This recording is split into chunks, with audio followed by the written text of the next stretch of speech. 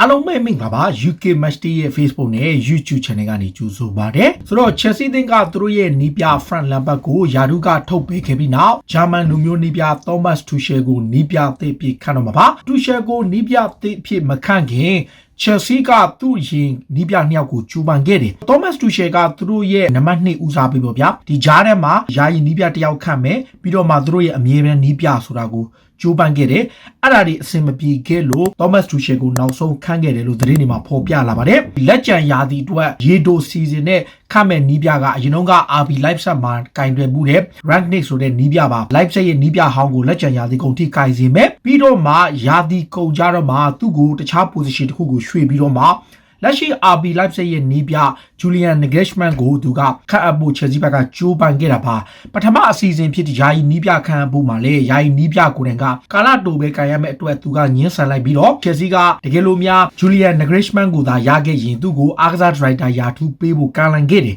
ဒါပေမဲ့သူကကာလတိုကန်တွေ့ရမယ့်အခြေအနေကိုမလိုလားတဲ့အကြောင်းပယ်ချလိုက်တယ် Leipzig နီးပြကိုယ်တိုင်ကလေလက်ရှိနေထားရအဆင်မပြေတဲ့အကြောင်း Chelsea ကဈေးကွက်ထဲမှာအကောင်းဆုံးလည်းဖြစ်နိုင်မဲ့လွယ်လွယ်ကူကူခေါ်ရမယ် Thomas Tuchel ကိုဒါဒုတိယဦးစားပေးအနေနဲ့ခေါ်ခဲ့တယ်လို့ဖော်ပြထားတာပါ Chelsea အနေနဲ့နီးပြချုပ်ဖြစ်လာတဲ့ Thomas Tuchel ကိုခန့်တဲ့အပါအဓိကအချက်ကနမေကျော် Superstar ဘောလုံးသမားတွေကိုကင်တွယ်ရမှာသူ့အနေနဲ့အတွေ့အကြုံရှိတဲ့အတွက်ကြောင့်ဒီချက်ကလည်း Thomas Tuchel ကိုရွေးချယ်ဖို့ဖြစ်စေခဲ့တယ်လို့ဆိုတာပါ Neymar Kylian Mbappe အပါအဝင် Angel Di Maria နဲ့ထိပ်တန်းကစားသမားတွေအများကြီးကို Paris Saint-Germain မှာကင်တွယ်နေတဲ့သူ့ရဲ့စွမ်းဆောင်ရည်ကိုသဘောကျတာနဲ့ Chelsea ဘက်ကနောက်ဆုံးမှာသူ့ကိုခန့်အပ်ဖို့ကြိုးပမ်းခဲ့တယ်လို့ဆိုခဲ့တာလည်းဖြစ်ပါတယ် Chelsea ရဲ့ယာဒုကထုတ်ပယ်ခံရတဲ့ Frank Lampard ကတော့သူ့အနေနဲ့ပြီးခဲ့တဲ့ January လောက်ထဲကကလပ်သင်းကိုတောင်းဆိုမှုတစ်ခုပြုလုပ်ခဲ့တယ်အားနဲ့နေတဲ့တိုက်စစ်ပိုင်းအတွက် Arsenal သင်းရဲ့အသင်းကောင်းဆောင် Pierre-Emerick Aubameyang ကိုခေါ်ပေးဖို့တောင်းဆိုခဲ့တယ်စောင်းရာသီပြီးခဲ့တဲ့ရာသီမှာတောင်းဆိုခဲ့တယ်အစင်မပြေလို့နွေရာသီမှာထပ်တောင်းဆိုပဲမရခဲ့ဘူးအဲ့ဒီအချိန်မှာနောက်ဆုံးမှာတော့ Timo Werner ကိုခေါ်လိုက်ရတယ်ဆိုတဲ့သတင်းတွေမှာဖော်ပြထားတယ် Lampard လိုချင်တာက Aubameyang ဖြစ်တယ်ဆိုပြီးဖော်ပြထားတယ်ပါ Chelsea ဘက်က Frank Lampard ကိုယာဒုကထုတ်ပေးလိုက်တဲ့အတွက်သူ့ရဲ့လောက်ခလာစာချုပ်တက်တန်းကြန့်ရှိတာတွေကိုပေးချရမှာပါ Chelsea နဲ့ Lampard က3နှစ်စာချုပ်ချုပ်ဆိုတဲ့လောက်ခလာစာအခုလောလောဆယ်18လဆိုတော့တဝက်ပေးပြီးတဲ့အချိန်မှာလက်ကျန်9တန်းခွဲကိုတော့ Chelsea ဘက်ကအပြေအဝပေးချေသွားရမယ်လို့ဆိုလိုက်ပါတယ်ကမ္ဘာဘောလုံးလောကမှာငွေစင်းဆိုင်ရာအချက်လက်တွေကိုတွက်ချက်နေတဲ့ဖွဲ့စည်းကနေပြီးခဲ့တဲ့နှစ်အတွက်ဗန်နာရေးဆိုင်ရာရှင်းလင်းတဲ့ရဲ့အချမ်းသာဆုံးကလပ်တွေဝင်အများဆုံးကလပ်တွေကိုထုတ်ပြန်ကြေညာခဲ့ပါတယ်ဒီကိုဗစ်ရောဂါနဲ့ကမ္ဘာကူးစက်ရောဂါတွေကြောင့်ဒါကလပ်သင်းတွေအားလုံးဟာငွေတွေအများကြီးဆုံးရှုံးနေရတဲ့အချိန်ပြီးခဲ့တဲ့ရာသီတစ်လျှောက်လုံးမှာပဲ 1.8 ဘီလီယံထိထိပ်တန်းကလပ်အသင်း20ကဆုံးရှုံးခဲ့တယ်လို့ဖော်ပြထားတာပါလက်ရှိမှာတော့ Deloitte ရဲ့ဖော်ပြတဲ့အရာကမ္ဘာအချမ်းသာဆုံးကလပ်မှာကျွေးမီတွေအများကြီးဖြစ်နေပြီးတော့ငွေကြေးအခက်အခဲဖြစ်နေတဲ့ဘာဆိုနာကထိပ်ဆုံးမှာရပ်တည်နေတယ်ကက်တလန်ကလပ်ကပြီးခဲ့တဲ့2019ခုနှစ်တုန်းကလည်းသူတို့ကဝင်ငွေအများဆုံးနဲ့ထိပ်ဆုံးမှာရပ်ခဲ့လို့ဒီနှစ်မှာလည်းသူတို့ကဝင်ငွေများတယ်ပြီးခဲ့တဲ့တစ်နှစ်တုန်းကကက်တလန်ကလပ်ဘာဆိုနာဟာစုစုပေါင်းဝင်ငွေက940တန်းရှိခဲ့တယ်ဒါပေမဲ့ဒီရာဒီမှာတော့ကိုဗစ်ကြောင့်တန်120ကျော်ဆုံးရှုံးသွားပြီးတော့629.1တန်းရှိတယ်ဒါသူတို့ကထိပ်ဆုံးမှာရှိတယ် Real Madrid က629တန်းနဲ့ဒုတိယမှာရှိပြီးတော့ Manchester United ကလည်းအဆင့်3ကနေအဆင့်4ထိကျသွားတယ် Bayern Munich ကတော့ပြီးခဲ့တဲ့နှစ် Champions League အောင်ပွဲကြောင့်ထိတ်ကိုပြန်တက်လာခဲ့ပြီးတော့956တန်းနဲ့တတိယ Manchester United က909တန်းနဲ့စတုတ္ထဖြစ်သွားတယ်။ Liverpool ကတော့489တန်းနဲ့ပြစ်စမတက်သွားပါတယ်။ဒီကဘာဆိုနာအသင်းရဲ့ဥက္ကဋ္ဌလောင်းဖြစ်တဲ့ Joan Laporta ကတော့ Paris Saint-Germain အသင်းအနေနဲ့သူတို့အသင်းကို respect ရှိရမယ်ဆိုပြီးတော့ပြောလိုက်ပါတယ်။အဓိကကသူတို့ရဲ့အဓိကကစားမ Messi ကိုခေါ်ဖို့ကြိုးပမ်းမှုတွေ Messi ကိုမတီမငြိမ်လောက်အောင်ပြုလုပ်နေတာတွေကိုရက်တန်းကရက်ပြီးတော့ကလပ်အသင်းပေါ်ကို respect ရှိဖို့လိုအပ်ကြောင်းနဲ့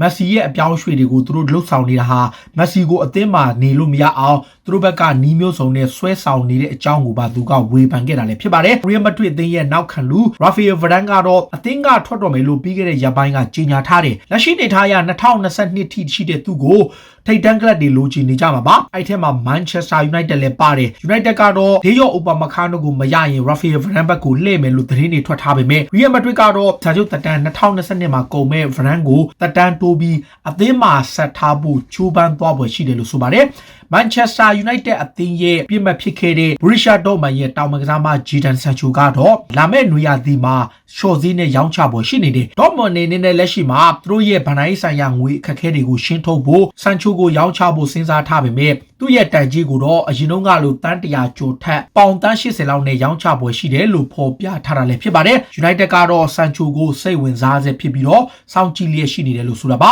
Manchester United အနေနဲ့ Barcelona အသင်းကတောင်မန်ကစားမ Ousmane Dembele ကိုလည်းပြစ်မှတ်ထားနေစေဖြစ်ပါတယ်နွေရာသီတုန်းကဒမ်ဘေလီက United ကိုတပတ်လောက်ကပေါင်2သိန်းကျော်နဲ့ပြောင်းမှုသဘောတူပြီးမှနောက်ဆုံးဆုံးဖြတ်ချက်ပြတ်သွားပြီးတော့အသင်းမှာဆက်နေခဲ့တယ်အခုလက်ရှိမှာတော့ဒမ်ဘေလီကို United ကထပ်ခေါ်ဖို့ကြိုးပမ်းနေတယ်လက်ရှိနေထားရကစားမကလည်းစာချုပ်တက်တန်တစ်နှစ်ကျော်ပဲကျန်တော့တဲ့အတွက်သူ့ကိုဆုံးဖြတ်ချက်ချဖို့လိုအပ်နေတဲ့အကြောင်း United ရဲ့တရားဝင်ကမ်းလှမ်းမှုကိုလက်ခံသွားပွဲရှိတယ်လို့ဆိုပါတယ် United ဟာဒီနေ့ဆောင်းရာသီဈေးကွက်မှာဆိုရှာဘက်ကလူငယ်ကစားမတွေအများစုကိုအငှားချသွားဖို့ပြင်ဆင်နေပြီးကစားမ4ယောက်လောက်ရှိတယ်လို့ဆိုတဲ့အဲ့ထဲမှာသူတို့ခေါ်ထားတဲ့Pelistri လို့ခေါ်တဲ့ Chadili အပါဝင်ခြားကစားမလူငယ်ကစားမ3ယောက်ကိုအငှားချပြီးတော့ဆောင်းရာသီမှာကစားမတွေအများစုကိုထုတ်သွားမယ်လို့ဆိုလိုက်ပါတယ်။ Arsenal သင်းကနေစာချုပ်ဖြတ်သိမ်းပြီးတော့ Greek ကိုအပြီးသက်ပြောင်းသွားပြီဖြစ်တဲ့နောက်ခံလူ Socrates ကတော့ကျွန်တော် Greek ကိုပြန်လာခဲ့တာဟာကျွန်တော်ကစားမဘွားအဆုံးသတ်ဖို့ကုံဆုံးဖို့အတွက်ပြန်လာခဲ့တာမဟုတ်ကြောင်းနဲ့ဒီကလပ်သင်းမှာကျွန်တော်အရေးပါတဲ့ကစားမတစ်ယောက်ဖြစ်မယ်။အောင်မြင်မှုတွေရရှိဖို့ပြန်လာခဲ့တယ်ဆိုပြီးပြောလိုက်ပါတယ်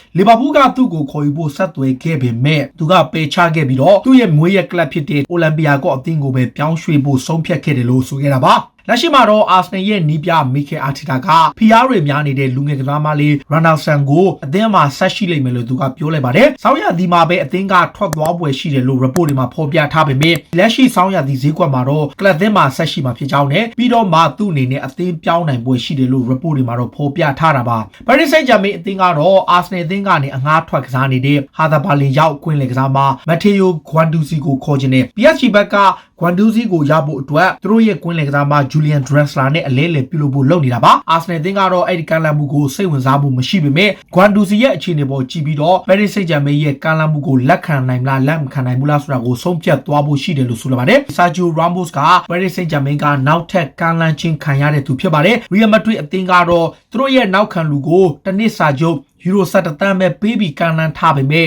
PSG အသင်းကသူ့ကိုယူရို15တန်းထိပေးပြီးတော့3နှစ်စာချုပ်နဲ့ကမ်းလှမ်းထားတာပါ Mauricio Pochettino ကိုယ်တိုင်ကဝါရင်ခံစီမှုတယောက်ကိုလိုချင်နေတဲ့အတွက် Sergio Ramos ကိုကမ်းလှမ်းထားလို့ Real Madrid ကတော့ PSG ကမ်းလှမ်းထားတဲ့ကမ်းလှမ်းမှုမျိုးကိုလိုက်ပေးနိုင်မှုမရှိတာကြောင့် Ramos ကိုနွေရာသီမှာဆုံးရှုံးရပွဲရှိတာပါ Manchester City ရဲ့နောက်ခံလူဟောင်း Mika Richards ကတော့ကလပ်သင်းအနေနဲ့တိုက်စစ်ပိုင်းအားနည်းမှုတွေကိုအဆုံးသတ်ပြီး Diego Costa ကိုခေါ်သင့်တယ်လို့ဆိုလိုက်ပါတယ်လွတ်ပြောင်းရွှေ့ခြေဖြစ်နေတဲ့ Costa ကိုခေါ်ယူသင့်ကြောင်းနဲ့ Costa ဟာ Guardiola အသင်းကို Champion Supla ရရှိအောင်စွမ်းဆောင်ပေးမဲ့တိုက်စစ်မှုမျိုးဖြစ်တယ်ဆိုပြီးတော့ Costa ကိုခေါ်ယူဖို့သူ့ရဲ့အသင်းဟောင်းကိုတိုက်တွန်းခဲ့တာပါ Man City ရဲ့နီးပြဖက် Guardiola ကတော့လက်ရှိမှာ Frank Lampard ထုတ်ပယ်ခံရတာနဲ့ပတ်သက်ပြီးတော့သူ့မှာသင်ခန်းစာရသွားတာတခုကဘလို့ပဲဖြစ်ဖြစ်ဘလို့အချိန်မှာပဲဖြစ်ဖြစ်အနိုင်ကိုရယူနေမှာဖြစ်တယ်ဘလုံးပွဲတစ်ပွဲမှာအနိုင်3မှတ်သားလေးအရေးကြီးအောင်နိုင်ပွဲမရရင်မင်းဟာတစ်ချိန်ချိန်မှာထုတ်ခံရမှာဖြစ်တဲ့ကြောင့်အားလုံးဟာနိုင်ပွဲရဖို့အတွက်ပဲကြိုးပမ်းရမယ်ဒါကြောင့်ကျွန်တော်အနေနဲ့လည်းနိုင်ပွဲတွေဒါအဓိကဖြစ်တယ်ဆိုပြီးတော့ Guardiola က Lampard ထုတ်ပယ်ခံရတာနဲ့ပတ်သက်ပြီးတော့သူကနှိုင်းယှဉ်ဖော်ပြခဲ့တာပါအင်္ဂလန်လေးစီနီးပြဟောင်းဖြစ်တဲ့ Green Hotel ကတော့လီဗာပူးအသင်းကခေါ်ထားတဲ့ Thiago Alcantara ဟာယာဂန်ကလော့ရဲ့ကစားကွက်မှာဘယ်နေရာမှာကစားပြီးဘယ်နေရာမှာဆုဖြစ်တယ်ဆိုတာသူလုံးဝမသိဘူးလို့ဆိုလိုက်ပါတယ်ကမ္ဘာအကောင်းဆုံးကွင်းလင်ကစားမတွေကတယောက်ဖြစ်ပေမဲ့ Thiago ကလီဗာပူးရဲ့ system မှာအမဝင်နိုင်ကြောင်းနဲ့ Thiago ရဲ့အခြေအနေကြောင့်လီဗာပူးကစားကွက်ကပိုပြီးဆိုးလာတယ်ဆိုပြီးတော့သူကပြစ်တင်ဝေဖန်လိုက်တာပါချိန်ထဲမှာပဲလီဗာပူးရဲ့ကစားမဟောင်းဖြစ်တဲ့ Didi Hamann ကတော့တောင်မန်ကစားမ Trent Alexander-Arnold ပေါ်ပြစ်တင်ဝေဖန်နေသူကိုလုံးဝနားမလည်တော့ဘူးလို့ဆိုလိုက်ပါတယ်အသက်20ကျော်ပဲရှိတယ်အကောင်းဆုံးခံစစ်မှုတစ်ယောက်ဖြစ်ပြီးတော့လက်ရှိမှာကမ္ဘာအကောင်းဆုံးနောက်ခံလူပြေရွေးခံထားရတဲ့သူ့ပေါ်ဝေဖန်ပြစ်တင်ကြုံကြမ်းမှုတွေကိုကျွန်တော်နားမလည်ကြောင်းနဲ့ဒီကစားမလေးရဲ့အခြေအနေရသူ့အနေနဲ့အကောင်းဆုံးပုံစံတိုင်းအမြဲရှိနေသူဖြစ်ပြီးပွဲပေါင်း100ကျော်အတွင်းမှာလည်းအမြင့်ဆုံးခြေစွမ်းကိုပြသနေသူဖြစ်လို့သူ့ပေါ်ကိုဝေဖန်သူတွေကိုလုံးဝနားမလည်ဘူးဖြစ်တယ်လို့ဟာမန်ကဆိုခဲ့တာပါ။ဒါကထော်တနမ်အသင်းကတော့ဟိုတနေ့က FA ကပ်မှာ9လို့ပစ္စမအဆင့်ကိုတက်သွားပြီးအဲ့ဒီအချိန်မှာထော်တနမ်ဟော့စပါအသင်းရဲ့ website မှာဂျူစီမိုညိုကစပါပြည်သက်တွေအနေနဲ့ဖလားပြိုင်ပွဲဘလူးပွဲ3လုံးကိုမျှော်လင့်လို့ရတယ်လို့ပြောထားပါတယ်။ဒီကမော်ရီညိုရဲ့အသင်းကဒီနေ့ရာသီအတွင်းမှာ ဖြစ်နိုင်ခြေရှိတဲ့ဖလားပြိုင်ပွဲအားလုံးရဲ့ဘလူးဘွဲကိုကျွန်တော်တို့ရအောင်တက်ပြီးတော့ဘိုးဆွဲသွားအောင်ကြိုးပမ်းသွားမယ်လို့ပြောပြီးစပါးပြည်သက်တွေအနေနဲ့ဖလားသုံးလုံးမျှော်လင့်ချက်တွေကိုပါမတ်လို့ရပြီဆိုပြီးတော့သူကပြောခဲ့တာပါထော်တနန်ရဲ့ကွင်းလင်ကစားမဒယ်လီအက်လီကတော့အသင်းဥက္ကဋ္ဌဒန်နီယယ်လီဗီရဲ့ခွင့်ပြုချက်ကိုစောင့်နေပြီးအသင်းပြောင်းဖို့ကြိုးပမ်းနေပါတယ်ဒန်နီယယ်လီဗီကသူ့ကိုခွင့်ပြုဖို့မျှော်လင့်လျက်ရှိနေသလိုစောပိုင်း report တွေမှာတော့လီဗီကသူ့ရဲ့ထွက်ခွာမှုကိုတားဆီးသွားမှာမဟုတ်ဘူးလို့သူကယုံကြည်နေတာပါဒါပေမဲ့ထော်တနန်ဘက်ကစဉ်းစားတဲ့အခါတကယ်လို့များဒယ်လီအက်လီရဲ့နေရာမှာအစားထိုးနိုင်မဲ့ကစားမတစ်ယောက်ကိုသာရရှိခဲ့မယ်ဆိုရင်တော့သူ့ကိုထွက်ခွာခွင့်ပြုဖို့လီဗီကဆုံးဖြတ်ပွားပွဲရှိတယ်ဆိုပြီးတော့ဟောပြထားတာပါအတလက်တီကိုမက်ဒရစ်အသင်းရဲ့ဥက္ကဋ္ဌဖြစ်သူကကျွန်တော်တို့အနေနဲ့လူးဝီဆွာရက်စ်လိုကမ္ဘာအကောင်းဆုံးအထောင်တိုက်စစ်မှုတယောက်ကိုရထားတာကတကယ်ကိုကြည်နက်စရာလို့ပြောပါတယ်ဘာစီလိုနာမှာရှိစဉ်ကတည်းကဆွာရက်စ်လိုကစားမမျိုးကိုသူတို့အသင်းမှာပိုင်ဆိုင်ခြင်းနဲ့လို့ကျွန်တော်အချိန်ချင်းပြောခဲ့ဘူးလို့ကံကောင်းစွာနဲ့ပဲလူးဝီဆွာရက်စ်ဟာကျွန်တော်တို့အသင်းနဲ့ရောက်ရှိလာပြီးတော့အသင်းအတွက်ပါခြေစွမ်းပြနေသူပါဒါကြောင့်လူးဝီဆွာရက်စ်လိုကစားမမျိုးကိုရတာဟာကျွန်တော်တို့အတွက်တကယ်ကိုကံကောင်းတဲ့သူလို့ဆိုခဲ့တာပါဒါတွေကတော့စိတ်ဝင်စားစရာနောက်ဆုံးရအားကစားသင်းတွေကိုတင်ဆက်ပေးတာပါခုလိုမျိုးစိတ်ဝင်စားစရာအားကစားသင်းတွေကိုနားဆင်နေကြည့်တော့ UK Match Day ရဲ့ Facebook နဲ့ YouTube Channel ကို follow လုပ်တင်ဆက်ပါလို့တောင်းဆိုရင်းနဲ့ဒီကနေ့ရဲ့အစီအစဉ်ကိုဒီမှာပဲအဆုံးသတ်ပါစေအားလုံးကိုကျေးဇူးတင်ပါဗျ